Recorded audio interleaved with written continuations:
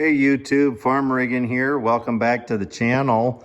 As you can see, we've got this truck that we've been working on in the past few episodes, replacing the injection pump and stuff. We've got it backed into the shop here. I've done some thinking, and I have decided we're going to go ahead and do another project on this truck. I'll take you over here and I'll show you what we're going to be working on. If you look right here, you'll see a pile of steel. We're going to build a flatbed for this truck. It's going to be a 20-foot steel framed flatbed with a wood deck on it. We're going to have to build a headache rack there to protect the cab of the truck. I already have a fifth wheel truck that I use for pulling the different trailers and stuff around, and I don't really need another one. That's not the type of truck that I really use a lot of here on the farm. I actually use a straight truck with a flatbed on it more than anything, and I pull a pintle hitch trailer with it, or I want to try to get a dolly for one of these things and pull a little bit longer trailer, but the truck I have now just does not have the horsepower to be able to do that sort of thing when you're fully loaded with hay. So we're going to turn this truck into a flatbed. So in order to do this project here, we're going to have to lengthen the frame on this truck. I believe somewhere in the neighborhood of around 2 foot. I'm not 100% sure. I put a tape on it just to get a rough estimate here, and I don't remember exactly what the number was. The biggest thing with pulling the trailer that I have with this truck is I can't really have the hitch very far up underneath the flatbed because the bed of the truck will get into the load that'll be on the trailer, and then it makes a mess and you can't turn very well. So that's gonna have to be number one of the things that we do to this truck. Obviously we're gonna have to take the fifth wheel plate off of the top of the frame there, these quarter fenders off as well, the steps and the toolbox there, that tread plate, along with the pogo stick. We're gonna have to relocate or rerun the lines off of the tractor protection valve there. They're going to have to run all the way up the frame here to the back of the truck, so that way we can hook the trailer up.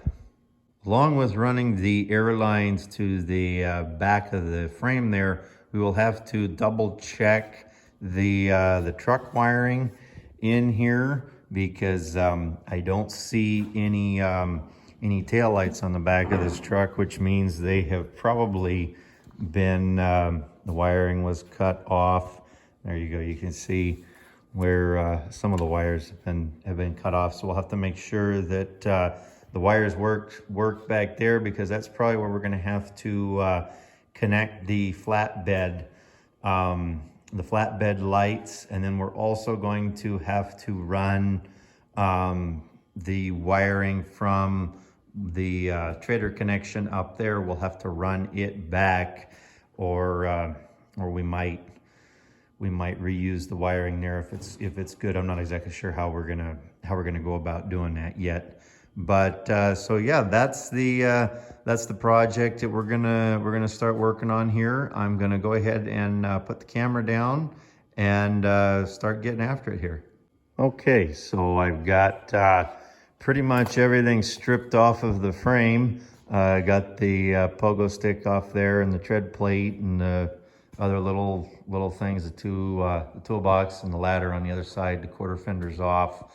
I ended up cutting the bolts on this fifth wheel plate just because, as you can see, there's not a lot of room in here, and I couldn't get an impact gun onto these, and they were pretty rusted in there, so I just elected to just cut them, and I'll replace whatever bolts are connected to cross members or anything like that under the fifth wheel plate. I was using a hammer and a punch on a couple of them, but I decided to use, I just got this air hammer not too long ago. It's an IR hammer.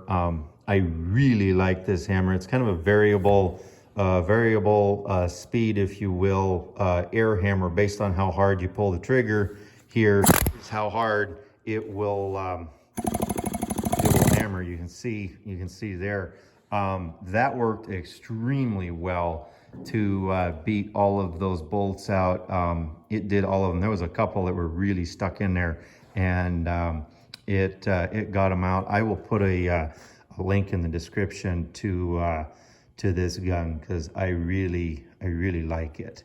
So, but I think now all we got to do is lift the fifth wheel plate off, and we're ready to set these frame rails down on the frame of the truck and build the flatbed. I can lengthen the frame later on the truck because the bed is going to just be sitting there on the frame of the truck there. So we're going to do that now.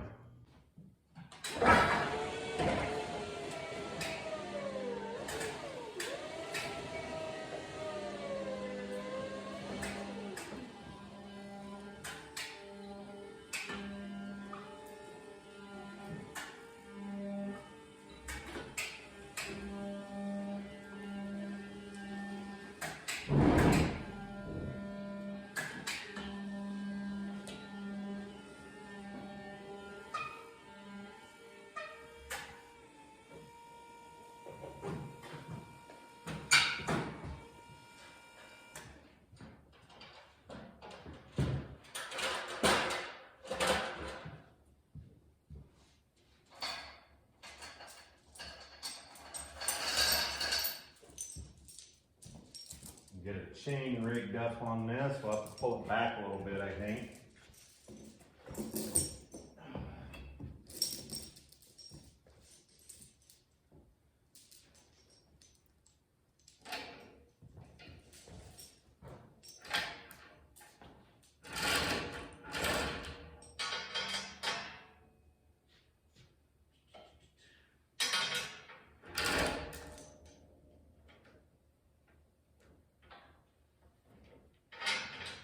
We're going to do what you're not supposed to do and hook onto the mast here. I don't think it's going to take a big pull to get this thing back.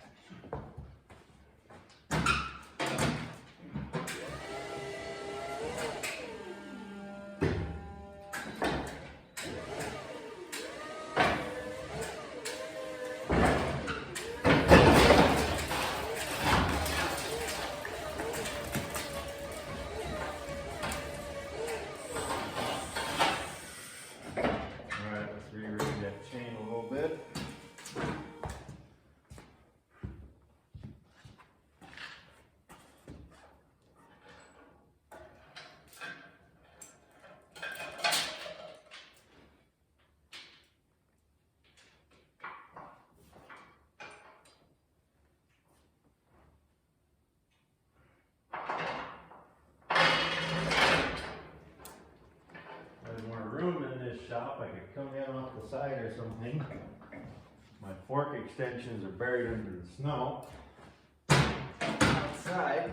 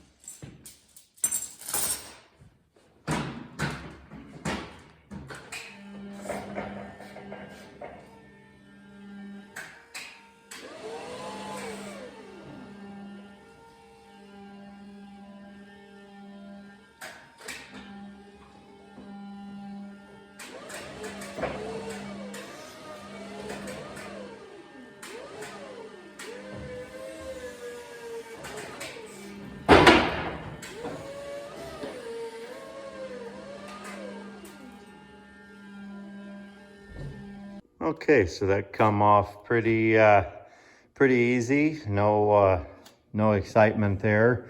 I'll have to get a wire wheel and kind of wire wheel this a little bit. It doesn't look like it's rusted too terribly bad. It's just some surfaced rust and some pitting there. Let's take a look here at the other side. Yeah, I've seen worse. It's not horrible. It's probably not the greatest, but it's not horrible. So I think we're gonna run a wire wheel over that, kind of clean that up a little bit, clean up the top rails, just so we have a clean flat surface, and then we'll go and set these pieces of channel up there. So I had some help stop by, and they helped me put up these 8-inch pieces of channel on the frame. They're not exactly light there, so it was nice to have an extra set of hands to do that, and to make sure that they weren't going to fall off of the frame. I ended up installing one of the cross members here to get it so that way it'll just hold where it's supposed to be. I just tacked it there in a couple of spots. So I'm setting it back total of, I think, 10 inches away from the cab, because there's going to be a 6-inch piece of box tubing here for the frame of the headache rack, and that'll leave 4 inches in between the back of the headache rack and the cab here. I think that should be, there should be enough room. If not, I guess we can slide the bed back when we're all done welding it. It's just kind of for mock-up purposes here, because we're not actually bolting it down or anything until everything's all painted up. The truck needs to get painted, and the bed needs to get painted, and I need to finish welding it and whatever, and I can't really do that with it up against the cab here. But so I got the one cross member. So the frame on the truck is 34 inches outside to outside. So we're making the frame of the flatbed 34 inches. So that basically leaves 29.5 inches from this point here to the edge of the channel. That is going to account for the 2-inch piece of box tubing that's going to run around the outside, plus 2-inch stake pockets and 3/8 inch piece of flat bar that's going to go for a rub rail out here. And if I did my math correctly, that should end up being 8'6" wide. So that's the legal maximum allowable width for a trailer or a truck or anything of that nature. So that's what we're gonna do. We're gonna try to get as much as we can out of this. So I got all the cross members laid out. I'm gonna set the first cross member 6 inches back from the front of the bed there, where the headache rack is going to get welded here. That way I'm not screwing the screws for the deck. I'm not screwing them right on the end of the board. There'll be 6 inches of board still sticking out there, and there's not going to be enough weight set there to bust the boards there. And that way when I put the screws in, it won't split the decking. That's a problem that I've had on trailers. They don't put they put the cross member there right up at the edge here where you're going to put your boards, and then you got the lumber nowadays is all messed up on the end, and you got splitting issues when you run your screws in. So we're going to try to avoid that. I haven't quite figured out how I'm going to do it, but there's going to be some sort of a metal lip that goes above the decking, so the deck will kind of slide underneath that lip and kind of cap off the end and kind of make it finish there. I don't have a plan for how I'm going to, when I go to build a flatbed or a trailer. I've built a trailer and a flatbed for a pickup before and whatever, and I kind of just get an idea for with pictures of kind of what I want, and then I just kind of build it as I go. There's some people that sit down and draw out, you know, plans and all of this stuff, and I think that's fantastic. I probably should do that more often. I would save myself the headache of running up against a problem that I didn't foresee. But this is just how I do it. I just kind of do it as I go, and I have an idea of how I want it to look. So we'll just kind of build as we go here. So the next task that we've got to do before we get too carried away here is we need to put a cross member in the back here and figure out a way to put a tape measure on and try to make sure that this whole thing is square. How I do it is I just measure corner to corner on the inside. So basically, I would measure, I'd put a cross member back here. I'd measure from the inside corner on this side to the opposite corner up there on the inside. And if that dimension matches this dimension, then we're square. We're gonna have to do that here at some point. That ought to be entertaining by myself here. I have to get a little creative on how we do that. But yeah, we'll have to get it square. So that's what we're gonna work on now. The other thing that I am running into with this channel here, I'll see if I can bring you down. I'll show you here. I don't know if the camera's picking that up or not. Yeah, I think it is there.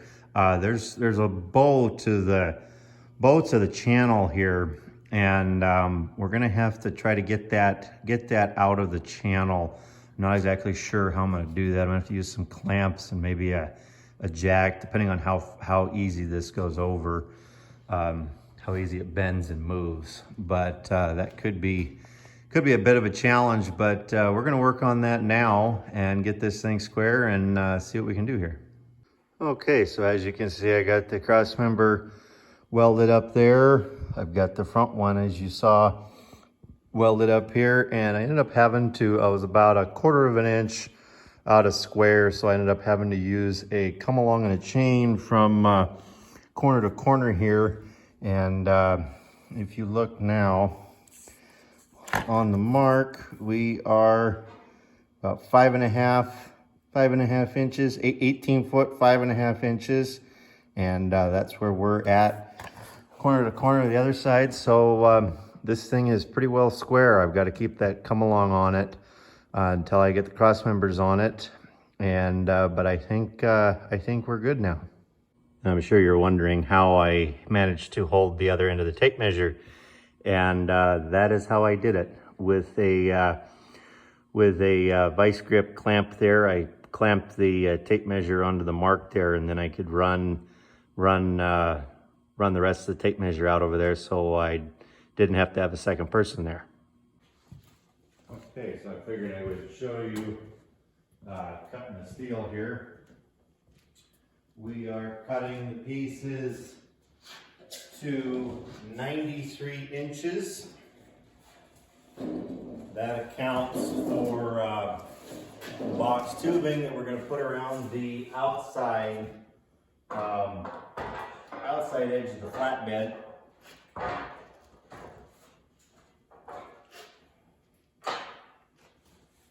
And takes into account the stay pockets and the rub rail.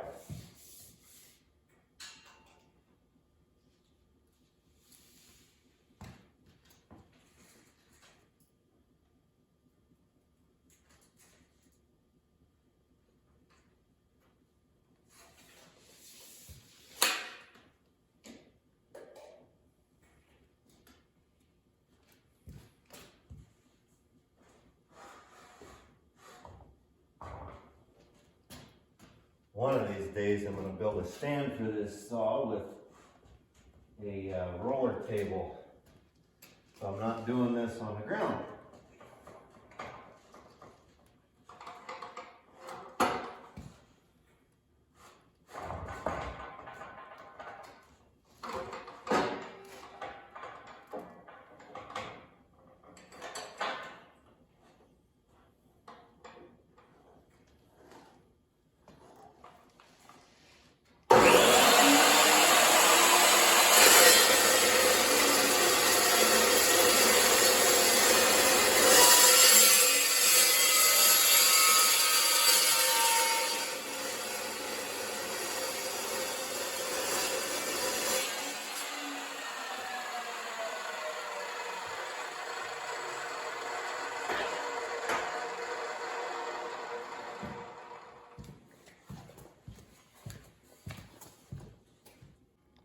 So as you can see, we've got all the cross members cut. I don't remember what the grand total was. I think it was about 16 or 18 pieces of cross member. You're probably wondering why there's so much left over. My steel yard went through someone bought them out or whatever, and it's actually cheaper to buy it in a 20-foot stick than it is to have them cut it into like 16s or whatever. So I just ended up buying a whole 20-foot stick. I'll use that drop at some point in the future for a different project. But yeah, we've got all of the cross members for this thing all set there. They're not sitting quite where they're supposed to. I still gotta measure each one and set it and tack it in place. Like I said, only the front one there and the rear one right there are tacked in place. The rest of them are just sitting there. So that's our next task. We got to weld all these cross members on now. All right, so I got all these cross members tacked in place here. So that way they're not going to move around and they're setting where they're supposed to be. As far as that goes, now we've got to get the I don't know if you want to call it the rub rail, the outside frame of the flatbed that the stake pockets and the rub rail are going to attach to. We're going to get that mounted now by myself tonight in the shop here. So I'm going to have to get a little creative on making some sort of a shelf that I can clamp on these cross members in a couple spots to get the box tubing up that I'm going to use, because this box tubing is a 2x6 box tubing, and it's not exactly light there. So we're going to go ahead and rig something up now. All right, so here's what I came up with. It probably looks a little sketchy, but I think it's going to do what I need it to and hold the box tubing up where it's supposed to. So we've got that one. I have this little piece here as a shim because I would like the decking to set down a little bit below the steel by just a hair. Also accounts for if the lumber that I'm going to be using is a little thicker or whatever. I don't exactly want it sticking up above the metal side of the flatbed. So we got this side, and then up front here we've got the other one. So we're gonna set the camera up and see if this actually works.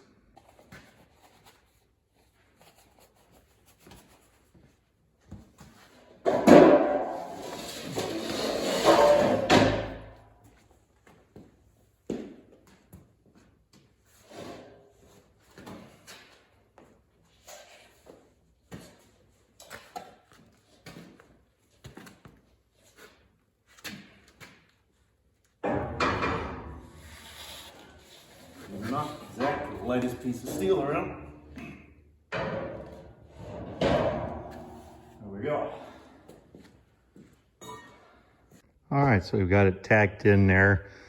I got it tacked in at this end, and then in a couple spots. Let's see, right in there, and up front here. Don't laugh too hard, I'm just a farmer here. My welds probably aren't the prettiest thing in the world, but they do hold. I haven't had one fail over the years. So yeah, we got the side rail set up there on this side. We've got to do the other side yet. And then after that, I think we're going to work on how we're going to tie into the headache rack here. So that'll be the next thing once we get the other side set up there. All right, so we got the other side on now. Got it welded in a couple different spots down the line there. So I think at this juncture, we're going to work on the headache rack, just because I want to try to get that tacked on as well before I finish welding the rest of this. I want to get the headache rack on and then come back and deal with the back here. I'm kind of leaving everything running wild at the moment because I'm not exactly sure how I want to finish off the back of this bed here. I'll be thinking about it and kind of playing with some different ideas as we go along here, but we're gonna work on the headache rack here next. All right, so we got the uprights cut for the headache rack, and this bottom bit that's going in, gonna be sitting down on the frame. I decided to go ahead and cap it. I just used a piece of 2-inch, 1/8-inch flat bar and welded it all around and ground it down smooth. This is in a structural weld, so I wasn't too concerned about it. I was just trying to keep garbage from getting up inside there. So they're gonna go down in front of those channel frame rails and sit down in there. So I'm gonna go ahead and get them sitting in place. So we got the uprights for the headache rack tacked in place. You can see they're just being tacked in there right at the moment until I can get the rest of the pieces built and set on there. But that's how tall it's gonna be. Basically, the reasoning for how tall I'm making it is I want it to be just a skosh lower than 4 2-type bales set on edge. I'm running a John Deere 348 baler, so that's where we came up with the height on that. It's 70 inches from the top of the deck to the top of the headache rack there. The reason why I wanted a little bit shorter than 4 2-type bales by just a little bit is when you roll a strap end to end on the flatbed, it'll actually bite down on the hay bale a little bit, thereby pushing it down onto the bed and keeping it on the truck there. All right, so I got the one side of the upright tacked in place. I'm gonna have to do some bracing on the pieces just to keep everything square and the way it's supposed to be. You can kind of see what I got going on the corner up there. That piece that's sitting there crossways up top is just there for looks. It's not tacked in or anything. I was just trying to get a visual on what I wanted to do for the corners. I'm going to chop the corners off a little bit, make it a little bit look a little bit better than just a square corner up there. But I'm going to have to do some bracing first to get it square, so we're going to do that right now. So here's where we're at so far. We got that angled piece tacked in up top. Got the side piece a little bit heavier tack down here. I had to cut my tacks out and tweak this way just because of the way things were working out there. So we got that piece in there. Now we just have to repeat the performance on the other side. I probably won't film any of that because it's just more of the same of basically the same what I did on this side I got to do on that side. Cut angles on the box tubing and fit that up there. I kind of fit that in place is kind of what I did there. Just because it was easier for what I was doing. If I was doing a couple of these, I would probably build the headache rack on the ground and then set it up in there. It'd probably be a whole lot easier than doing it the way I'm doing it, but it's coming along. So I think this part one of this flatbed build is getting long enough.